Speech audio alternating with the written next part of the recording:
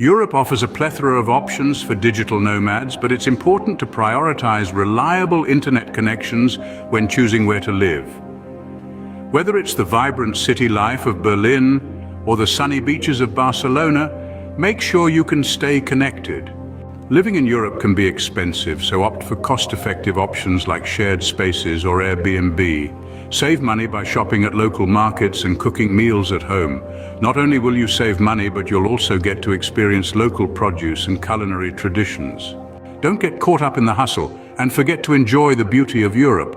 Take time to explore and relax. Europe has a rich history, diverse culture, and stunning landscapes waiting to be discovered. Step away from the laptop screen and soak in the experience. Maintaining a healthy lifestyle in a foreign land can be challenging, but Europe offers plenty of options. From local gyms to yoga studios and outdoor activities like hiking and biking, there are many ways to stay fit. Don't forget about your mental health either. Take time for self-care and relaxation and seek teletherapy services if needed. Europe is a hub for digital nomads, so take advantage of this and join local communities or co-working spaces. This can lead to meaningful connections, potential collaborations, and new friendships. Being a digital nomad in Europe can be incredibly rewarding, but it requires careful planning. From choosing the right location to managing finances, maintaining work-life balance, staying healthy, and networking, these tips will help you have a successful digital nomad journey in Europe. Remember, being a digital nomad is all about finding the balance between work and exploration. Stay connected and productive, but don't forget to embrace the moments of adventure and discovery that come with living in Europe. Happy traveling!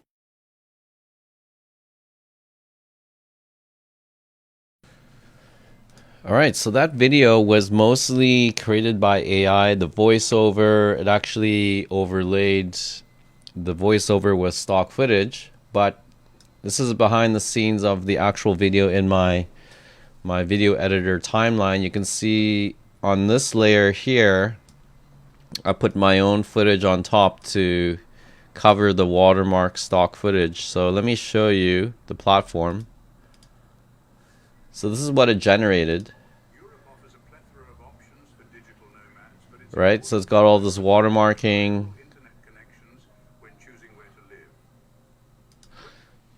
So it created the script, it did the voiceover, and it picked stock footage to go with the script, which is a pretty great start actually.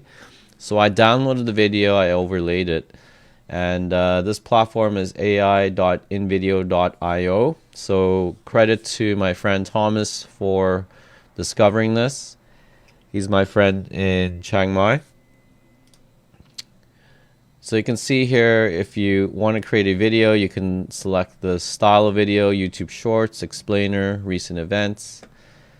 And I'm just now discovering this and experimenting. I wasn't sure if YouTube will accept this, so I actually still don't know. That's why I overlaid it, and I'm going to publish it and see if YouTube complains about it. I used to use a platform called synthesia.io, but they have since changed their policy about doing current event videos because the avatars they use are actual people, and there's some liability issues there. So I wasn't able to use that anymore for YouTube videos. And basically you're using this to help you, right, as a creator, to get your message or story out there. They have pay plans here. So the free plan, you're limited by the amount of minutes per week. You don't get the, I guess you get the iStock watermark.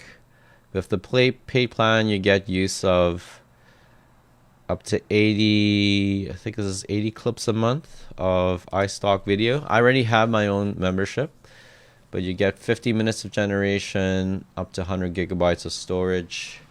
And then they've got a higher tier plan, which just gives you a bit more of everything. So pretty cool.